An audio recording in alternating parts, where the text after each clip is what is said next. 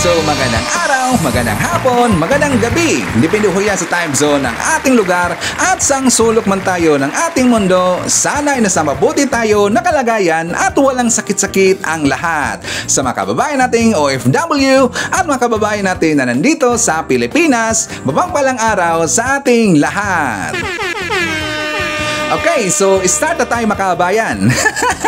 Gusto ko talaga na i-reconstruct po ang ating vlogging format dito sa ating channel kasi marami pong nagre-request kay Sir Ivan mga kabayan. Ang sabi nila, Sir Ivan, sana hindi niyo na po habaan ang iyong intro kasi daw ang kanilang internet mga kabayan, limitado lang daw. So sabi ko sa kanila, well, no problem ho yan kay Sir Ivan. Kung anong gusto niyo, gagawin ho yan natin. Okay? So starting today, i-clear na po ni Sir Ivan ang ating intro. Okay? So kahapon mga kabayan, pagpasensyahan niyo po si Sir Ivan kasi meron po tayong pinuntahan na dalawang lugar. Una, umaga pala mga kabayan, nagpunta pa ko doon sa fiestahan. Doon po sa Barangay Himarco. Sino ba dito yung taga Barangay Himarco? Nagpunta ko doon sa sa pamilya Itolye, kay Sir Anol Itolye at kay Ma'am Inday Itolye. Ang daming ang pagkain mga kabayan. Well, syempre fiesta At binakbakan ni Sir Ivan yung lechon. Mahilig kasi sa lechon si Sir Ivan. Alam nyo, meron kaming kasabihan at yung iba dyan, unahan ko na lang po. Lalong-lalo na yung mga Bisaya dyan na kapag mahilig daw tayo, nagpupunta doon sa mga kainan mga kabayan, lalong-lalo na sa mga pistahan, lagi lang sinasabi kung asa ang kaon adto. Kung i-translate natin yan sa Tagalog, kung saan daw yung kainan, palagi daw nagpupunta si Sir Ivan. Diba? Mahilig naman tayo sa pistahan. Kahit yung mga kahit naman siguro kayo, diba? Kapag meron pong festa, kadalasan sa atin, lalo na sa mga nasa probinsya, mahilig tayo nagpupunta po sa mga pistahan. Ang bibo naman kasi. So pagka 5 o'clock in the evening mga kabayan, pumunta si Sir Ivan doon sa Isabel Leyte. Yes, pinuntahan ko po yung lagi lang sinasabi at lagi lang hinahype po sa kanilang Facebook account sa Isabel Leyte, yung pangpailaw nila o pagpailaw nila ng kanilang Christmas tree mga kabayan. Maganda naman kasi tingnan doon sa Facebook account nila, pero nung pinuntahan po ni Sir Ivan doon mismo po sa munisipyo ng Isabel Leyte, kasi ang kanilang Christmas tree mga kabayan, ang haba pa naman, doon po mismo sa munisipyo. At saka yung katabi po ng munisipyo, yun po ang park mga kabayan. Buong park na yan, punong-puno po ng lights. At ang ganda talaga, kung nakikita nyo po sa Facebook account nila sa Isabel Leyte, mas maganda pa kung nandun kayo mismo po sa lugar mga kabayan. Talagang approve po ni Sir Ivan kasi nga, pati yung mga chikiting ko, enjoy sila mga kabayan. Ngayon, fortunately, yung time na yun na pumunta po si Sir Ivan sa Isabel Leyte, yun rin po ang time na opening nila sa night market mga kabayan. Alam ba natin yung night market? Ang tinatawag na ng night market doon, chikaon yata yon. Chikaon ba? I-correct nyo na si Sir Ivan ha. Yung mga taga Isabel Leyte na mga viewers natin, I think chikaon yata yon. At saka ang ganda po yung mga kabayan. Kung hindi nyo pa napuntahan po yung night market, kasi nga, lagi niyang mga event ho yan sa mga syudad or even dito sa mga probinsya, mahilig po ng night market mga kabayan. Di ba? Meron pong kainan, mga barbecues, at meron pong banda. Ngayon mga kabayan, unexpected, yung sa likod ko pala ay mayor po ng Isabel Leyte mga kabayan. Mismong likod ko lang dito. Kasi nga, kung kayo po ay taga Isabel Leyte, kung pumunta kayo doon sa may pantalan, di ba nandun po yung entrance ng ng night market ninyo. So, from entrance, mga pang 3 yata or pang 4 ba yun na lamesa. Doon po ang lamesa ni Sir Ivan. Katabi lang po kay Mayor. So hindi ko na-expect na siya po ay Mayor kasi nga napaka-simple lang manamit mga kabayan. Totoo lang. Hindi ko nga unexpected yun na siya pala yung Mayor doon kasi nga napaka-simple talaga. At saka kitang-kita po natin sa kanyang pamustura at saka sa kanyang mukha, very approachable po yung Mayor sa Isabel Leyte. Totoo yan. Kahit yung yung mga tao doon sa mga nasa gilid-gilid lang, tinanong ko sila, sabi ko, kumusta po yung mayor niyo dito? Sasabi lang, mabait talaga yung mayor dyan sa Isabel Leyte. Very approachable at hindi talaga hindi mahirap daw na lapitan mga kabayan. So doon pa lang, talagang masasabi ko dito at talagang approve si mayor po ng Isabel Leyte at handsalot ho yan ka Sir Ivan.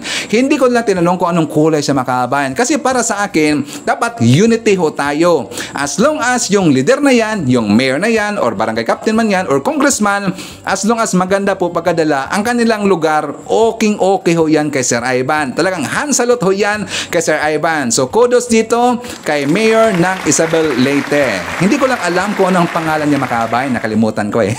So anyways, good job po Mayor ng Isabel Leyte.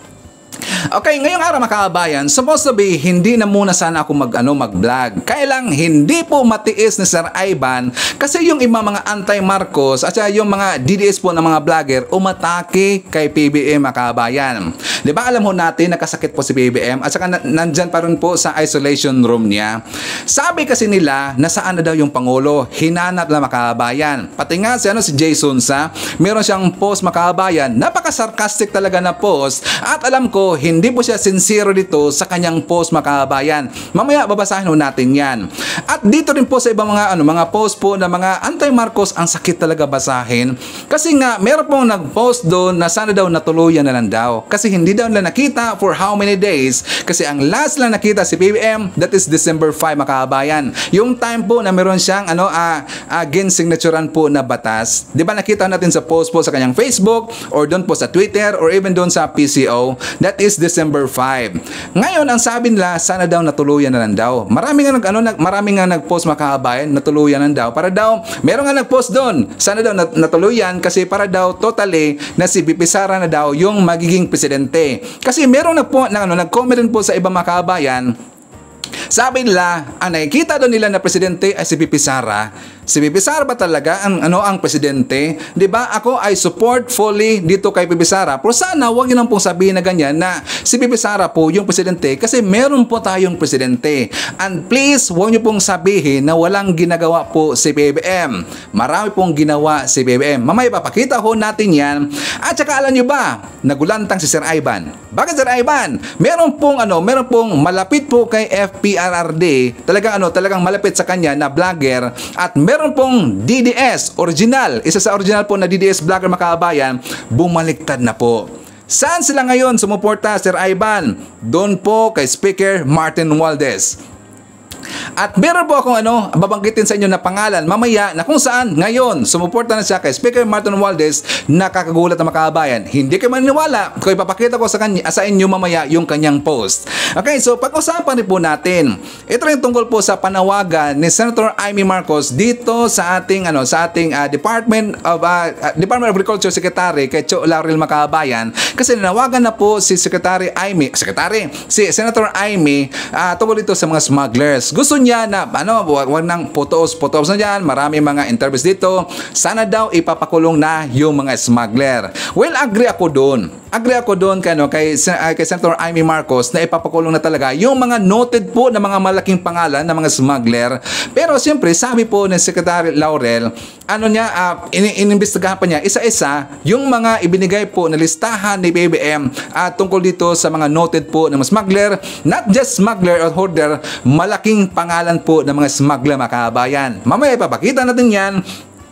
At syempre, siya nga pala, nagulat si Sir Ivan. Hindi naman totally nagulat. Kasi nga, I think you already know na si Glenn Chong at saka itong si Claire Contreras mga kabayan, si Tan, abay nagsama po doon po sa Hollywood. Siguro, alam nyo, napaka-sweet nila talaga. Parang gusto ko na ditong maniwala na meron pong relasyon si Glenn Chong at saka itong si Hitan mga kabayan.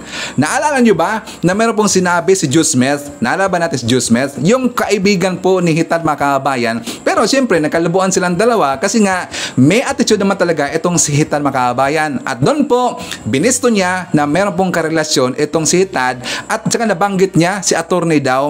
At parang nabanggit niya doon, hindi ko lang sure, hindi ko sabi na sure doon na ito daw si Glenn Chong yung ibig sabihin na attorney na karelasyon po ni itong ni Hitan mga kabayan. Gusto ko nang maniwala, ang sweet nga eh. 'Di ba? May kumakalat mo na ganyan na mga usap-usapin mga kabayan na may relasyon daw talaga itong si Tad at saka si Glenn Chong. Maniwala na tayo. Kitang-kita naman talaga eh. At saka sabi ko nga dito sa mga comment mga kabayan sa post po ni Claire Contreras. Sabi nila, kasi nga nakita lang dalawa, si Glenn Chong at saka itong si Claire Contreras, sabi nila, the superheroes daw. Superheroes ba talaga silang dalawa? Matatawag ba nating superheroes at makatao makabayan yung palaging nagbabalita po ng fake news? Agree ba tayo? Tatawagin natin silang superheroes, lalo na itong si Hitan Makabayan. Well, sa kanyang balita, totoo naman talaga na meron pong nangyaring kasalan. Ang fake news doon, ang time at date, ang kanyang binanggit Makabayan. Kasi nga para magalit po yung kanyang mga viewers kay PBBM at saka dito kay FL Lisa, tiniming niya yung date daw ng kasalan ay December 3. Ang nangyari po sa December 3, yun po ang MSU bombing Makabayan. So normally talaga, kahit ako Makabayan, mabalitaan ko yan na si BBM nandun sa kasalan at saka during po sa MSU bombing. Siyempre, masasaktan rin po tayo, normal lang ho yan. Kailang inuto niya ang kanyang viewers Makabayan. December 2 po nangyari yung kasalan doon sa Bataan. Ginamit niya, sinabi niya na December 3 daw nangyari yung kasalan para maraming magalit dito kay PBBM. At least na-clear ho yung Makabayan at alam na ho natin kung ano ang totoo. Diba? So baka ito rin ang totoo, si Glenn Chong at saka itong si Claire Contreras may relasyon Makabayan. Diba? Kitang-kita naman eh. So anyway, siyempre marami pang iba. Alam nyo na po si Sir Ivan, palagi itong marandalan bago na mapasabog every time na maglalabas tayo ng mga bagong balita dito sa ating channel. Okay, so para hindi na tayo humaba Makabayan, i-shoutout ko na lang po yung ating mga legends, mga senior citizen, hala po, mga Marcos loyalist, mga DDS, syempre ang Unity Team supporters, thank you so much po. At lalong-lalo na, syempre i-welcome rin po natin mga new subscribers. Thank you po, thank you so much for appreciating our channel. Also, thank you so much sa mga viewers, mga solid viewers na hindi talaga iniiwan si Sir Ivan hanggang ngayon. Mula noon na lumabas si Sir Ivan at hanggang ngayon, nandyan pa rin po sa ating channel. Thank you so much. At lalong-lalo na sa mga viewers po na hindi nag-skip ng ating commercials. Okay? So dyan kasi, Makabayan, dyan po nababuhay ang ating channel sa kung papanoorin ninyo ang ating commercials. So please, kahit konti man lang, panoorin natin ng konti ang ating mga commercials Makabayan. It's a really big help sa ating channel. Okay? So dito muna tayo sa isang DDS vlogger. Ito, isa po sa original po na DDS vlogger Makabayan na kung saan meron siyang sinabi dito kay BP Inday Sara na kung saan gusto niya nga na pag-resignin Makabayan. Hindi ko lang sure kung bakit sila nagkaganito kasi meron pang isa Makabayan. Hindi ko lang alam kung bakit sila ano ang kanilang nakain kung bigla sila itong sumuporta po kay Speaker Martin Romualdez. Well, uunahan ko na lang po. Yung iba dyan, sabi nila kapag daw dinidipinsahan natin yung gobyerno natin, lalo na kay PBBM, tambalos-los vlogger na daw si Sir Ivan. Makamartin na daw si Sir Ivan. Well, ulitin ko dito, hindi ba ko Makamartin? Under observation pa lang po kay Sir Ivan itong si Martin Romualdez Makabayan at lagi yang sinasabi sa inyo.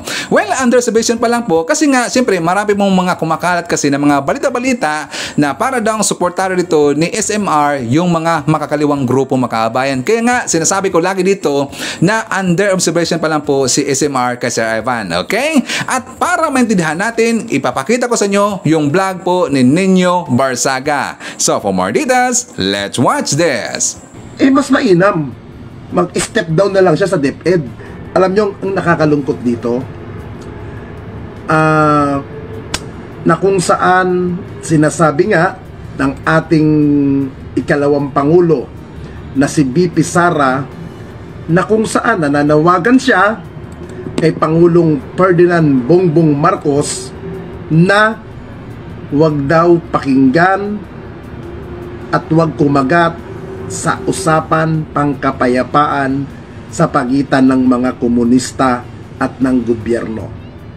Alam nyo guys, kung ako pong personal mula sa aking puso, sa aking kalooban, hindi ako sang-ayon doon. Hindi ako sang-ayon. Why? Kasi ako po naniniwala, bago magkaroon ng usapin pangkapayapaan, matatag ang ating militar. Matatag ang ating sandatahan lakas, matatag ang ating kapulisan, nandiyan dyan ang kapulisan, namumonitor nila ang peace and order, at higit sa lahat, namumonitor nila ang mga gagawin ng mga ibang faction. Alam nyo guys, hindi pwedeng sasabihin natin lalong-lalo na sa mga opisyal ng gobyerno na sasabihin mahalin ang ating bansang Pilipinas. Hindi pwede yan. Na kung ang kalaban ng gobyerno ay hindi mo rin kayang mahalin. Bago mo sabihin dapat na mahal mo ang Pilipinas, dapat mahalin mo rin ang kalaban. Papaano magtatagumpay ang isang pagmamahal kung wala kang pagpapatawad, wala kang pakikisalamuha sa mga taong kalaban mo? Dapat mahalin mo rin ang kalaban. At yung ginagawa ngayon ni House of Representative, House Speaker Martin Romualdez, ako'y sumasang-ayon na dapat magkaroon ng panibagong usapin sa pangkapayapaan. Napakahalaga yan kasi marami tayong kababayan na gusto nang magbalik loob sa pamahalaan. Marami tayong mga mga nasa kabundukan na ilang dekada na. 'Di ba? Now, bigyan natin ng pagkakataon. Kung ang Diyos nga nakikinig, nagpapatawad, tayo pa kayang mga tao lamang. Sana yung sinabi ni Vice President Sara Duterte na huwag sumang-ayon at huwag aprubahan, nakakasakit. Sa isang katulad niyang public official, dapat marunong siyang makinig. Hindi lang sa kapartido, hindi lang sa mga taong nakapalibot sa kanya, hindi pwede yan eh. Dapat bilang isang public official, dapat pakinggan. At yun ang ginagawa ngayon ng kasalukuyan liderato ng Kamara. At doon sa mga nagsasabi na umiepal daw, tambaluslos si Martin Romualdez, putang ina ninyo, anong alam nyo kay Martin Romualdez? Kilala nyo ba siya personal? Nakaharap nyo ba? Nakakausap nyo ba? Para kayo'y maniwala sa ganyan. Wala tayong pakialam sa awayan ng kabilang paksyon na yan. Tayong mga pangkaraniwang tao ang nagiging biktima rito. Dapat natin pakinggan ang paksyon ng mga makakabila, ng makakaliwa.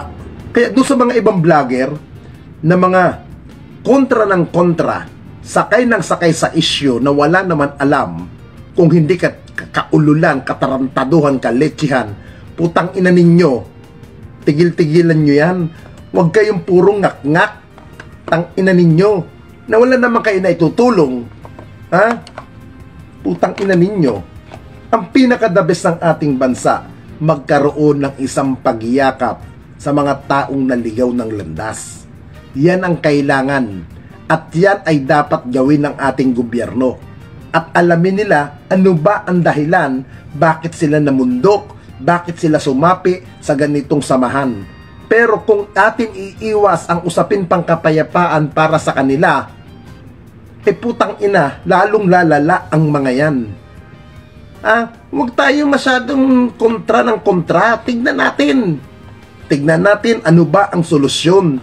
Hindi yung kailangan ng solusyon, putang ina, ibinibigay ng iba dyan, problema, atungal, na wala naman solusyon. Diba? Napakahalaga ng pagkakaisa. Sawa na kami. Kaming mga pangkaraniwang tao, sawa na kami sa balita na nagpapatayan ng ating mga kusundaluhan, ang ating mga makakaliwang NPA. Ang kailangan namin na marinig, may nangyayaring magandang development sa paraan ng usapin pangkapayapaan. Kaya doon sa mga kababayan natin, sa mga nanonood, suportahan natin ang gustong mangyari ni House Speaker Martin Romualdez para maiusad, maipasatuparan at maipasok ang tamang solusyon at mangyari ang dapat mangyari. Doon sa mga kapwa ko supporter ni dating Pangulong Duterte, tapos na ang time ni Pangulong Duterte. Okay? Tapos na ang time niya, bigyan natin ng pagkakataon yung nakaupo ngayon, yung may time ngayon na nakapwesto. Yun ang tignan natin. Hindi yung putang ina, konting ano lang, kung ano-anong mga isyong inaano ninyo. Diba? Bigyan nyo ng priority yung nakaupo ngayon. Kung hindi kayo, kung ayaw nyo sa nakaupo sa gobyerno ngayon, simple ang magagawa ninyo. Tumulong kayo, sumunod kayo sa batas. sumunod tayo sa lituntunin ng pamahalaan. Ngayon, kung ayaw niyo talaga, hantayin ninyo ang susunod na eleksyon. Doon, iboto ninyo kung sino ang gusto ninyo saloobin. Hindi lang napagbigyan ng pwesto, hindi lang napagbigyan ng kung anong hiniling, galit na galit na. Diba? Tandaan nyo mga kaibigan, hindi po napakadali ang isang maging leader ng bansang Pilipinas. Hindi po ganun kabilis. Ha? Napakahirap maging isang elected official. Dahil lahat ng problema ng bansa sa iyo nakaatang. Kaya ako, 100% sumusuporta ako kay House Speaker Martin Romualdez para sa usapin pangkapayapaan at para sa katahimikan ng ating bansa. Sana ganun din kayo mga kababayan. Bigyan natin ng pagkakataon na magkaroon naman ng isang Pasko na maginhawa ang buhay ng mga taong nasa kabundukan. Bakit ayaw ninyo ng kapayapaan? Bakit hinaharang ninyo? Hindi ko alam kung si Vice President Sara ang umaayaw o may mga taong nakapalibot sa kanya na pinatututol. Simple lang yan eh. Kung ayaw ninyo sa gusto mangyari ng Pangulo, kung ayaw ninyo sa magandang solusyon ng Pangulo, malaya kayong makakaalis sa kanyang kabinete. Ganun lang kasimple. Kasi naaalala ko po nung time ng 2020-22 election, ang sinasabi ninyo, team unity, team ng pagkakaisa, nang matigil na ang pagkakawatak-watak. Baka isa ito sa gustong mangyari ng kasalukuyang liderato ng Kamara at ng liderato ng Malacanang gobyerno natin, na sinasabi nila nung past election na magkaisa at mag-unity ang kalaban paksyon ng gobyerno at ang mga komunista ay magkaroon na ng pagkakaisa. Baka yan ang gustong mangyari ni Pangulong Marcos. Wala pong masama doon. Bagkus, maganda kung tayo'y magkaisa na. Diba? Kaya suportahan natin itong pagpanawagan. Panawagan natin. Total, umano na rin naman yan eh. Pero kung ako kay Pangulong Vice President Sara, kung ayaw niya ng gustong mangyari ng ganon, kung ayaw niya at siya ay kontra sa dikain ng Pangulo at ng Kongreso, mas the best mag-step down na lang sa DepEd. Kasi pag sinabing cabinet secretary ka at ikay miyembro ng cabinet secretary ng administrasyon, dapat suportado mo ang lahat ng plano, lahat ng gustong mangyari ng gobyerno para sa ikabubuti ng bansa. Yan ang pinaka-the best. Yan ang pinaka-the best. Pero kung ayaw ni Vice President Sara yan, mangyaring ganon, na magkaroon ng kapampayapaan sa ating bansa, dahil kung ano man ang alitan nila, kung meron man silang alitan ni Martin Romualdez, mas mainam mag-step down na lang siya sa DepEd. Yun ang pinaka-the best na magagawa niya. Pero kung siya pa'y naniniwala sa kakayahan ng Pangulo at siya'y sumusuporta at niyayakap niya pa yung tinatawag na unity team, suportahan niya ang panawagan ng gobyerno ng pagkakaroon ng pagkakaisa para sa mga taong naligaw ng landas, at yan ay sa grupo ng mga komunista. Yan ang pinaka-the best. Panawagan para sa pagkakaisa, yan naman talaga ang dapat maghari. O diba? Hindi ko talaga alam kung ano nakain dito ni Nino Barsaga, makabayan. Biglang bumaliktad yata. Diba? Pure DDS ho yan, si Nino Barsaga, makabayan. I think kilala nyo po. Siya pong isa sa pinakauna na vlogger po ng mga Duterte, ito pong si Nino Barsaga. Pero ano ang nangyari ngayon kay Nino? Bakit bigla yata at amoy na amoy natin na ang kanyang suporta ay papunta na doon kay Speaker Martin Romualdez, makabayan. Diba? Siya na mismo ang nanawagan na sana daw suportaan na lang. Nanawagan siya sa mga DDS po ng mga vloggers na sana daw suportahan na lang yung plano po ni PBM at saka dito pong plano ni SMR, makabayan. Well, honestly, Ako'y agree dito sa sa plano po ni PBBM tungkol dito sa peace talks at saka sa amnesty. At yan po sinuportahan po ni Speaker Martin Romualdez Macabayan. Yes, agree ako dyan at talagang suportahan ho natin yan. Kasi kailangan talaga natin dito ng kapayapaan, Macabayan. Kasi kapag walang kapayapaan, well, ano po ang mangyayari sa gobyerno natin, di ba? Totoo naman talaga at totoo po yung sinabi ni Nino Barsaga. Ang hindi lang po ako ito agree, yung pinapa-step down niya itong si BP Inday Sara Macabayan. Hindi naman kailangan niya na sabihin niya na dapat mag-step down si BP Sara kung hindi siya dito susuporta po sa plano ni PBBM at saka ni SMR tungkol dito sa peace talks at saka sa amnesty, Macabayan, di ba? Hindi naman kailangan na sabihin ho yun. Which is for me parang hindi maganda pakinggan, Macabayan. Pero siyempre meron kasi tayo mga sarili pong mga opinion sa mga nangyayari at may rate po tayo na magsalita, Macabayan. Ang point naman kasi ni BP Sara nagbakasakali lang siya dito sa kanyang kasi karanasan niya ho niya, Macabayan. Tungkol kasi dito sa nangyari po between sa Rebelde at sa mga Duterte, di ba, trinidor ho sila at talagang naranasan ho yan ni PP Sara, Macabayan. So ang kanyang experience dito, gusto niya lang po ibahagi doon po kay PBBM. Siya po ay nanawagan dito, hindi naman pag-critics yun, siya lang po ay nagbabakasakali na baka applicable po sa sa programa po ni PBBM sa peace talks at sa amnesty ang kanyang appeal, Macabayan, ni BP Sara. Natatakot lang po dito si BP Sara na baka mangyari naman ulit. Pero sinabi ho yan ng spokesperson na yung kanilang peace talk program ngayon at saka yung amnesty ay binago na po, hindi na po katulad sa noon, Macabayan, sa panahon po ni FPRRD. So sana bigyan natin ng chance. Dapat suportahan natin yung programa ngayon ni PBBM na amnesty at saka ng peace talks, baka epektibo, Macabayan. Diba? Siyempre yung Pangulo, Macabayan, marami naman ho yung pinapakinggan po ng mga advisors and I'm very sure pinakinggan rin po niya si BP Sara. Diba? Dapat bigyan natin chance ang ating Pangulo. Okay, so pangalawa na parang merong akong naamoy na bumaliktad, Macabayan, kasi kitang-kita po sa kanyang post dito.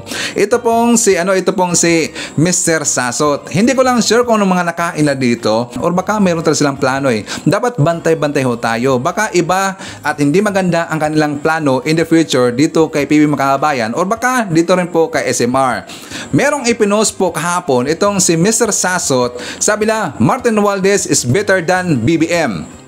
Diba? Parang meron talagang mali siya eh. Ang kanyang post, Macabayan, Martin Romualdez is better than BBM. Sabi mo niya, #Martin forever. Parang gusto niyang sumuporta dito kay SMR, Macabayan. Pero, kung ating intindihin po ang kanyang post, parang gusto niyang pag-awayin dito si SMR at saka si PB Macabayan. Diba? Napansin ba natin yung post po dito ni Mr. Sasot na even though #Martin forever daw, kung doon lang tayo magbase sa #Martin forever, makikita natin na parang susuporta na dito si Sasot dito kay SMR. Pero doon sa kanyang mismong captions or post niya, gusto niyang pag-awayin si PBBM sa si SMR. Well, hindi naman yan mangyari kasi nga, uulitin ko dito, clever po ang Pangulo natin. Hindi ho yan basta-basta dito, sumasakay sa mga issue, sa mga post nila, na statement na wala namang kwenta, Macabayan. At yan po ay magdudulot dito ng kaguluhan. Alam ho yan ni PBBM. Very clever po ang ating Pangulo, Macabayan. So ngayon, dito tayo sa post po ni Jason Sa. Kasi ang post mo ni Jason Sa, Macabayan, parang concerned daw siya kay PBBM kasi ilang araw daw walang post si PBBM, sumula nang na-isolate siya kasi ang last na post ni PBBM, that is December 5, Macabayan. Kung nakita po natin na meron siyang pinirmahan po na isang batas, sabi dito ni Jason Sa, nababahala ako sa kalagayan ng Pangulo. Sabi niya, bukas, 1 week na siyang hindi napapakita sa publiko. Maliban doon sa huling picture na naka-face mask siya, wala pang ipinakita sa madlang people. Kahit nga sa kanyang Facebook na dati-rati ay tad-tad na mga updates araw-araw tungkol sa kanya. Ngayon ay walang anumang paramdam at pasabi kung humihinga pa ba siya o nasa outing lang. Wala ring nilalabas na medical bulletin pa hanggang ngayon. So yan po ang kanyang post, Macabayan. Sabi pa dito, marahil ay nagpapalakas o nagpakalakas noong virus o sakit na tumama kay BBM. Hindi natin alam kung ito ay nakakahawa o hindi. Malaman nga ay contagious o nakakahawa at malala.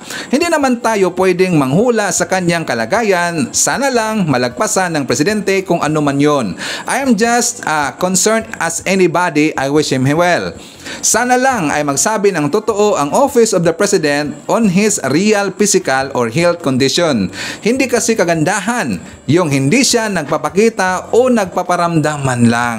Ngayon, alam ko, very sarcastic po ang kanyang post, makabayan. Parang nakita natin kung hindi natin intindihin ang kanyang post, parang ay concern si Jason Sa. Pero alam ho natin na siya po ngayon ay critics, siya po ay isang Maharlika 2.0 makabayan, itong si Jason Sa. 'Di ba? Alam mo natin kung sino po una nagpapakalat tungkol doon sa kasal issue. Pero at least nasagot na ho natin 'yan. Isa po si Jason Sa makabayan. Ngayon, sinagot doon po sa baba, marami po nag-comment, mga followers po dito ni Jason Sa at followers din po dito ni Claire Contreras makabayan. Sabi nila, baka naghihingalo na. Sana matuluyan na para alam natin na wala na talaga tayong president, di naasa pa. Yun na nga makabayan, sunod-sunod po. Sabi dito, sana matuluyan na daw, sana tuloy-tuloy na. Diba ang pangit? Alam nyo po, dito sa mga anti-Marcos, ayaw po sa kay PBBM, kung magsasabi ko ng ganyan at tuloy-tuloy na, sana daw mayroong nangyaring hindi maganda para daw tuloy-tuloy na, baka sa inyo yan mangyayari. Isipin ho natin at saka ilang beses na ho yan nangyari na kapag meron kang sasabihin sa isang tao na hindi maganda, yan po ay mag-backfire sa inyo. Tandaan nyo ho yan. Kapag meron kang sasabihin hindi maganda sa presidente, tatandaan ninyo, mangyayari ho yan sa inyo. Baka kayo pang maunay. Di ba? Dapat hindi kayo magsabi ng ganyan. Kung ayaw nyo sa Pangulo namin, kung ayaw nyo sa kay PBBM, pwede naman kayo mag-critics, pero sana hindi yung humantong sa ganyan po ng mga salita. Ang pangit po niyan. So ngayon, meron pong isang Marcos supporter na hindi po nakatiis makabayan. Sabi niya, sinagot niya si Jason Sa, sabi dito ni Wendell Renquitiano, sa totoo lang, sarkastiko ang banat mo, sir. Sa totoo lang, tayong mga Pinoy lang yung tanging naghahanap sa mga namumuno kung nasaan sila. Masyado na tayong demanding. May mga ginagawa ang yan. Hindi sa bawat oras ipakita sa publiko. At totoo naman talaga makabayan. Yes, mapapatunayan ko yan na meron talang ginagawa si BBM kahit naka-isolate pa ho siya. Siya po ay nagpapagaling po dito sa kanyang sakit. Siyempre ayaw lang banggit makabayan kasi nga medyo red flag ho yan dito kay Whitey, yung bid ko na sakit na yung makabayan. Hindi maganda sir pakinggan ng taga Whitey. So at least dito makabayan, dahil nga medyo hindi na maganda yung mga pinagsasabi po ng mga anti-Marcos, ang PCO nagpalabas na po sila ng statement tungkol po kay PBBM na ngayong araw makabayan ay ito po December 10. Last po ngayong araw sa isolation time po ni PBBM kasi nga siya ay magaling na makabayan. At dito ko po yan nalaman.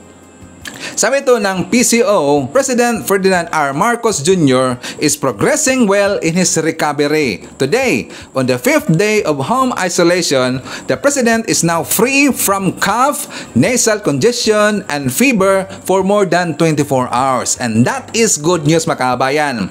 All other medical findings were unremarkable. Consequently, the President's final diagnosis is BIDCO recovered. Throughout the entire home isolation period, the President was closely monitored by medical professionals. The isolation period concludes on December 10, 2023 with a recommendation for the President to wear face mask for 10 days during public engagements as a precaution. So, today makabayan, December 10. So, ngayon po ang last na isolation ni PBBM. So, kinabukasan na, magpapakita na po sa public si PBBM. At that is good news. So at least nagpalabas na po ng statement ang taga PCO. Kasi nga, siyempre hinahanap nila si PBBM makabayan at yung mga naghahanap, nilalagyan pa nila na hindi maganda po ng mga sinabi. Hindi lang po yun yung mga sana matuluyan pa. Ang daming sinasabi makabayan. Meron pang nagsabi doon na baka daw totoo yung sinasabi ni Maharlika daw, ni Claire Contreras, na meron daw malubhang sakit itong si PBBM makabayan. Yes, meron ng comment yan na sinabi daw yan ni Fair Lady daw na si Contreras na meron daw malubhang sakit si PBBM. Kaya yun ay sinakyan. Sabi nga ng iba na sana daw matuluyan. Ito pa lang si Claire Contreras, si Hitad, ang napapakalat na meron daw malubhang sakit itong si PBBM makabayan galing sa kanya. niya. Kasi nga yung mga followers ngayon ni Jason Sa, karamihan sa kanilang mga kababayan, napapansin ko sa mga comment, mga viewers po ngayon ni Hitad. So yan nga, alam nyo, gusto nilang matigi kaagad ating presidente mga kababayan. So ulitin natin, kapag meron kang sasabihin po na ganyan po sa ating sa kapwa-tao, mangyayari ho yan sa inyo. 'Di ba ang pangit ng mga ganyan? Kahit minsan yung mga sila si Lini Lutang, si Lini Robredo, or kahit sino mga leader dyan, kahit sila si Hontiveros, narinig nyo ba na sinasabi po ng mga Marcos supporter o lalong-lalo ng mga Marcos loyalist na sana daw matigi na lang? Kahit kailan, may narinig ba kayo ng ganyan? 'Di ba? Napaka God-fearing po yung mga Marcos supporter at saka yung mga Marcos loyalist. Kahit anong galit nila dito sa isang politiko o sa isang vlogger na ayaw nila, pero kahit minsan hindi nila sinasabi na sana matigi ka na lang. 'Di ba? Ang pangit ng ganyan kasi alam na alam po ng mga mabait na mga tao, kapag magsasabi tayo hindi maganda sa kapwa natin tao, mangyayari ho yan sa atin. 'Di ba? So dapat ang sasabihin ninyo, pwede kayo mag-critics pero wag lang na umabot sa ganyan. Ang pangit kasi niyan, 'di ba? So babalaho yan, Sir Ivan, dapat magtinuho kayo. 'Di ba? Okay, so para meron tayong ebidensya na si PBM ay nagtatrabaho during po sa kanyang isolation time mga kababayan. Kasi nga itong mga anti-Marcos, lalong-lalo na itong mga viewers po ni Hitad mga kababayan, hindi marunong mag-browse doon or pupunta man lang sa Facebook account ni PBM, sa Twitter po ni PBM, kasi nga nakabase lang sila sa isang vlogger na nagsasabi lagi po ng fake news mga kababayan. At para alam ho nila, ipapakita ko sa inyo kung ano yung aktibidad na nangyari from December 5 until December 8 po during po sa isolation time ni BBM. So for more details, let's watch this. Narito ang mga naging aktibidad ni Pangulong Ferdinand R. Marcos Jr. para sa linggong ito.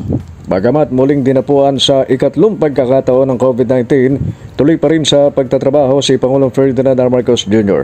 Nitong Martes, December 5, ay nilagdaan ng punong ekutibo ang dalawang panukalang batas na nagsasabatas sa Public-Private Partnership Code of the Philippines o PPP Code at ang Internet Transactions Act of 2023.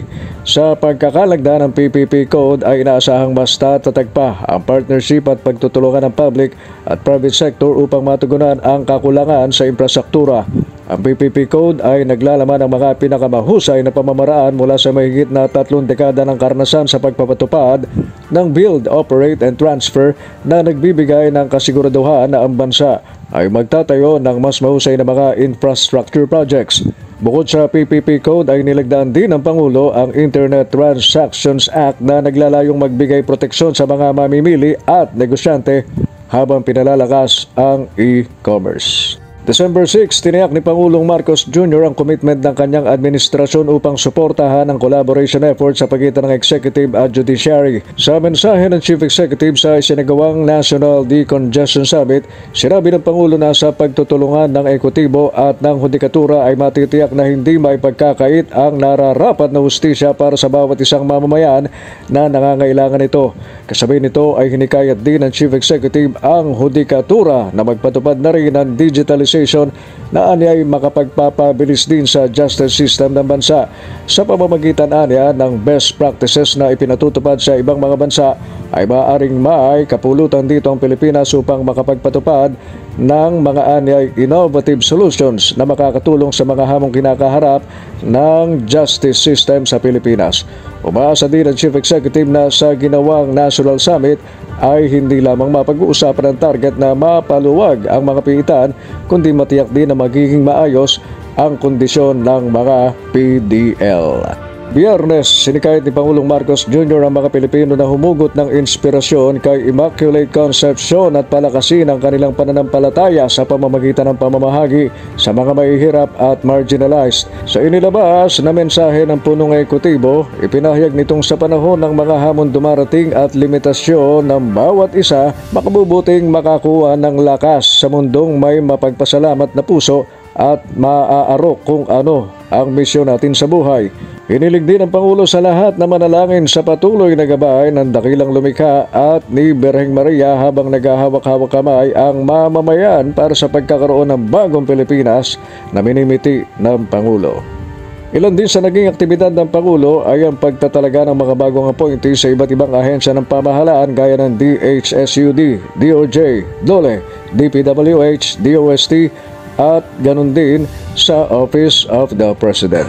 O ngayon, Jason Sa, sasabihin mo, wala bang ginagawa si BBM? Tingnan nyo, nagkasakit yung tao, may sakit yung tao, naka-isolate siya, pero nagtatrabaho pa rin. Bakit yung nagtatanong kung nasaan na ang Pangulo natin? Hindi ba pwede na magtrabaho siya na hindi alam po ng public makabayan o hindi po nakapost in public?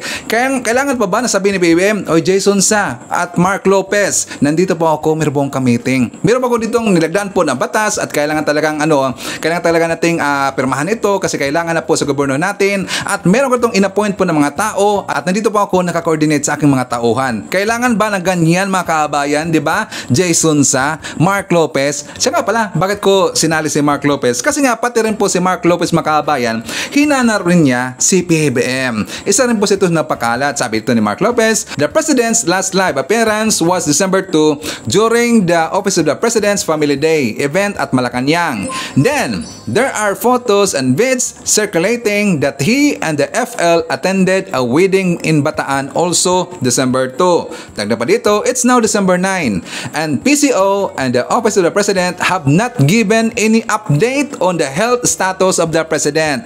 This now begs the question, what is the latest in the health condition of President Bongbong Marcos and where is the President? So yun na po ang sagot doon po sa PCO makabayan na si PBM naka-recover na po. Galing po meron siyang ubo, meron siyang nasal congestion. Dito, na-recover na po si PBM. So don't worry sa mga kababayan natin, mga Marcos supporter, mga Marcos loyalist, magpapakita na po si PBM hopefully December 11 mga kababayan or hopefully this Monday nga pala, this Monday December 11. Okay? So don't worry. Ang iba kasi mga kababayan, iniba nila kaagad, di ba? Ang pangit ng mga comment nila. Yung una, napaka-sarcastic talaga eh. Alam natin na ayaw nila na mapapagitan na ulit itong si BBM kasi gusto nila maging presidente si BP Sara makabayan, di ba? Kitang-kita naman natin yan eh. So anyways, dito tayo sa ibang usapin makabayan kasi meron pong nag-message kay Sir Ivan, nag-message po sa atin si Ma'am Aure, sabi niya, meron lamang po akong i-open sa inyo about sa Cabanatuan City na may student na apo ng friend ko dito, nag-meeting daw sila na magbigay daw sila ng donations para sa mga bata dito sa Jordan dahil sa gera. Ala namang gera. Wala daw gera sa Jordan makabayan. Bawal sa mga students po yan, di ba? Paka-scam kako. Dagdag pa niya, may memo daw na need nila magbigay ng donations, ginagamit ngayon ang mga students para makalikom ng pera. Kawawang mga students. Ngayon, nagsabi po yung OFW, si Ma'am Auri Makabayan, isa po siyang OFW, sa Jordan daw walang gera, pero yung mga estudyante doon sa Cabanatuan, sana man lang na nilagyan niya dito ng kung ano pong eskwelahan Makabayan para magiging specific tayo at ma-point out kagad natin kung anong school. Kasi tayo po yung mananawagan sa DepEd na sana imbestigahan ng Makabayan. Bakit nanghihingi sila ito ng donations na ibigay daw doon sa mga bata doon sa Jordan kasi daw apektado ng gera Makabayan, isamantalang wala naman pong gera nangyari sa Jordan. 'Di ba? Pero ayaw kong mag-conclude dito na ito po isang scam kasi meron daw memo makabayan. Di ba? Napag-usapan ho yan doon sa Kongreso at saka nagkasagutan nga si BP Sara at saka si Senator Raffy Tulfo na ipagbabawal na dito yung panghingi po sa mga estudyante, lalong-lalo na sa PTA makabayan. Di ba? Nakasagutan nga yan. Pero alam nyo, kung ito po ay sa pilitan, dyan po sa Cabanatuan, kung ano man na eskwelahan na yan, kung sino pong nakaalam dito, kung yan po ay sa pilitan, yan po ay bawal talaga makabayan. Yes, bawal na bawal ho yan. Pwede nating sabihin dito na yan po ay pangmemera na or pang-scam na po dito sa mga estudyante. Order natin, ayon po kay Ma'am Aure, wala pong gera doon sa Jordan.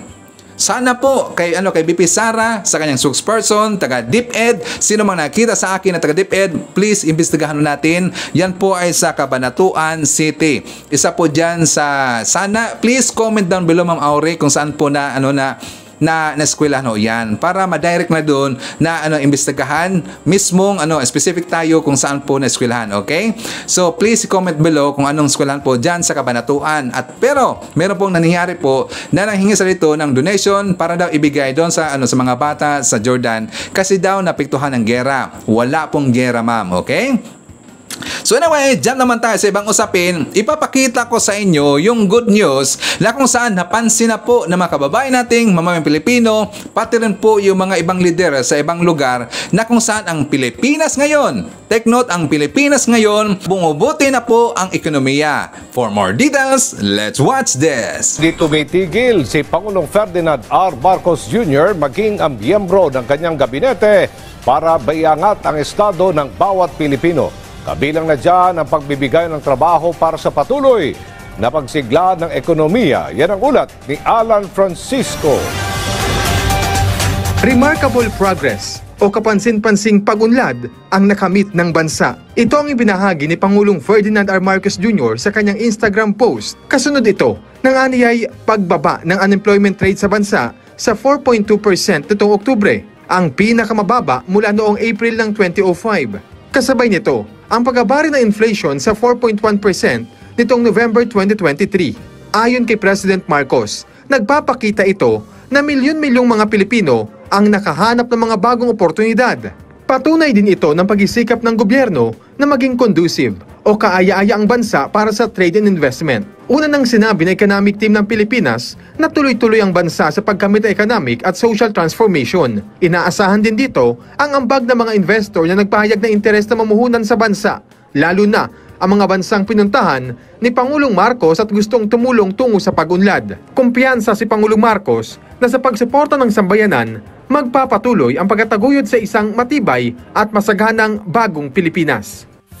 Si Finance Secretary Benjamin Diokno sinabi na magpapatuloy ang nasimula ni Pangulong Marcos na pagpapababa pa sa unemployment rate. Inaasahang nakatulong dito ang upskilling o pagtuturo ng mga bagong kaalaman at kasanayan sa mga manggagawang Pilipino.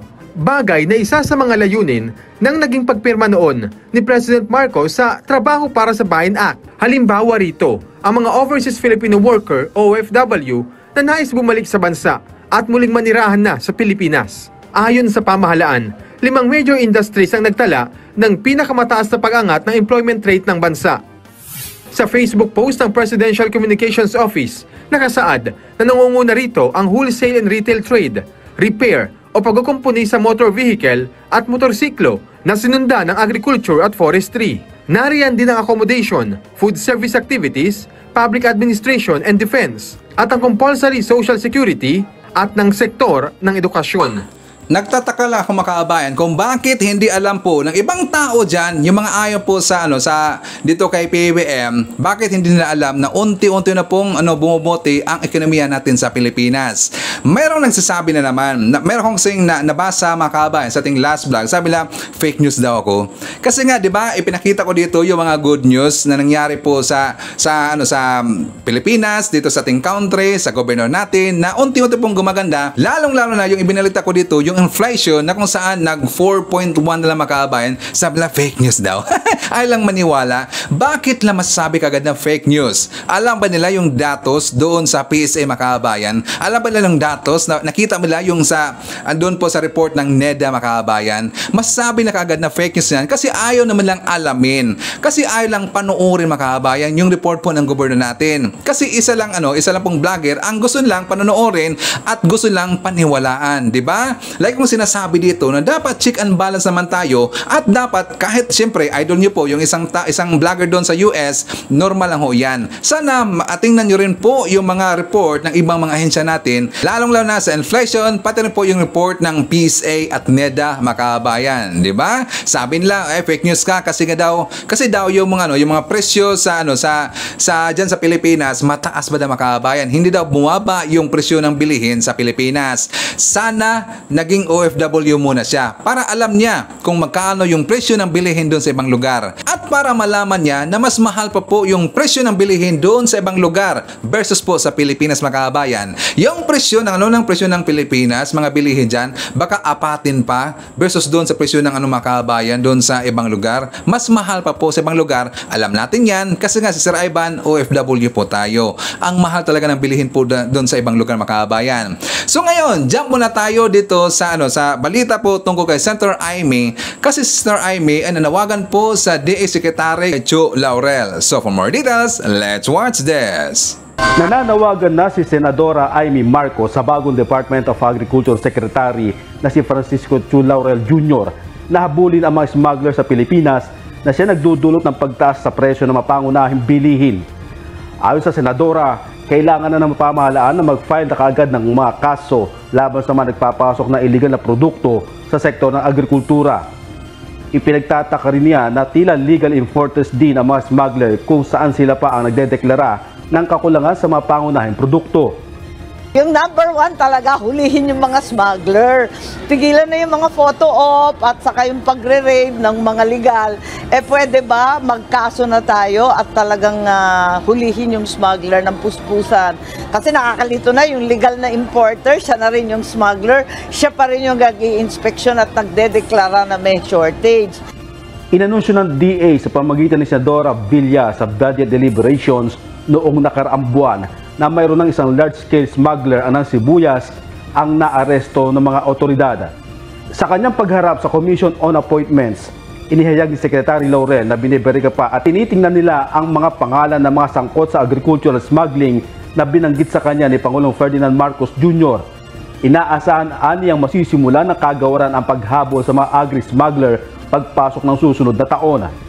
I have a new intelligence unit for verifying everything. So maybe by first quarter next year we'll be moving already. Transparency is key, and basically everybody has to observe the rules, especially that I am here now as a public servant. Ang binibili ng tatay ko, hindi kasi pwede mapahiya. So yung mukha namin ay pinaka-importante.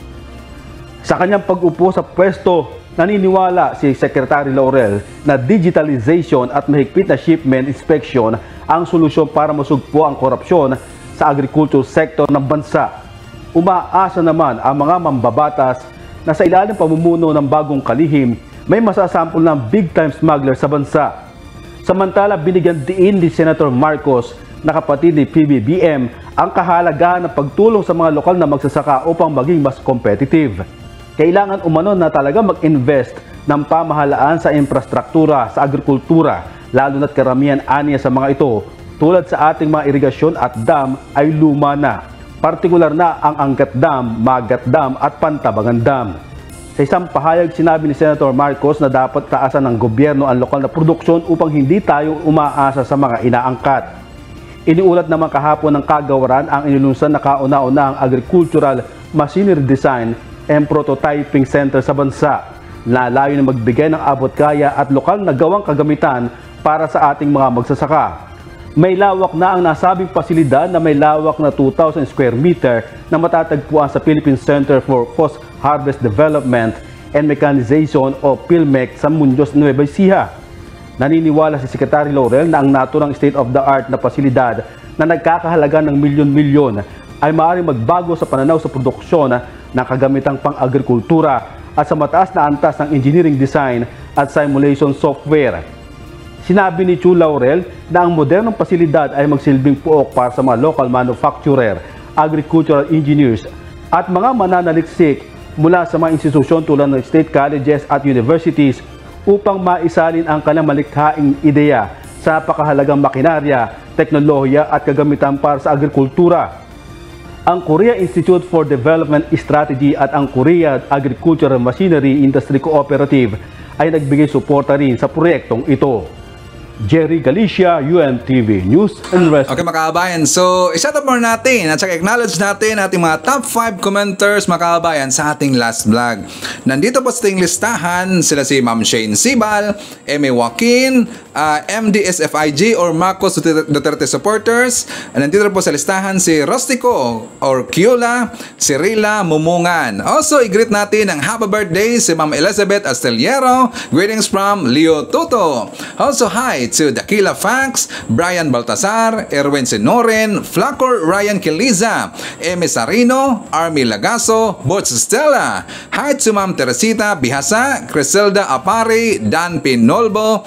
Also, shout shoutout kay Mama Mia, Erlinda Palustre, Leomina, Mary Grace Secretaria, Jillian Quezon, Liberty Torino, Noel Narcida, Zarina Villaros, Teresita Tumeluan. Hi to Ma'am Ryan, World Begins from Virginia, USA.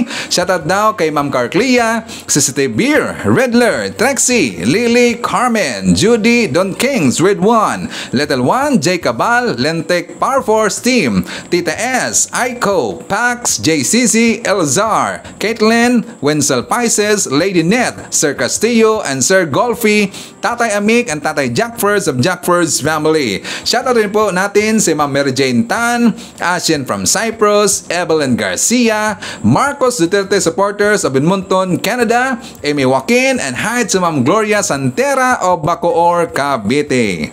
So yan po ating manakalap ng mga balita ngayong araw. Kung nakaabot ka po sa portion to, sana nakapag-like na ho tayo. Libre po ang mag-share, libre din ang subscribe. Again, maraming salamat sa mga viewers na hindi nag-skip ng ating mga commercials. Thank you so much. Okay, so before natin tapusin ating programa ngayong araw, sana sabayan nyo si Sir Ivan para sa ating live messaging prayer. Mahal na Ama sa langit, salamat sa iyong proteksyon at pakikibahagi na higit na nakikita sa aming buhay upang kami ay lumago sa pananampalataya araw-araw at makilala ka. Ama sa langit, ipinagdarasal namin ang lahat ng aming pamilya at kaibigan. Saan man sila naroroon, mangyaring bigyan sila ng masaganang pagmamahal at biyaya. Amen. So maraming salamat mga kabayan, and I hope to see you again on my next video. BBM Sara! BBM Sara! Pagkakaisa patungo sa ginhawa. BBM Sara! BBM Sara! Para sa kinabukasan naming mga bata. BBM Sara! BBM Sara! Walang imposible na kapag nagsama-sama. BBM Sara! BBM Sara! Ang presidente at ang bisi na mahal ang mas.